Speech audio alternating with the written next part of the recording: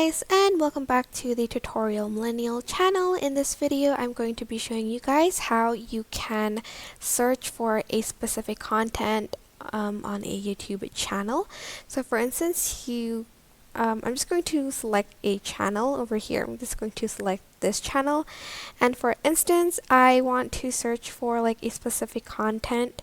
For instance, I just want to view CapCut content. Just press the search bar here. As you can see, I've already typed in CapCut, so I'm just going to press enter on my keyboard, and so content that has the word like CapCut in it will show up, as you can see.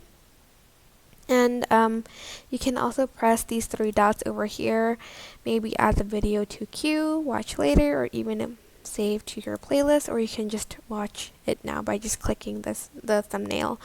But that is basically how you can search for a specific content. I hope this tutorial was helpful for you guys. Don't forget to like, comment, share, and also subscribe to this channel if you haven't done that. If you have any questions, just leave it in the comment section down below and I will try my best to answer them all. Thank you so much for watching. Bye!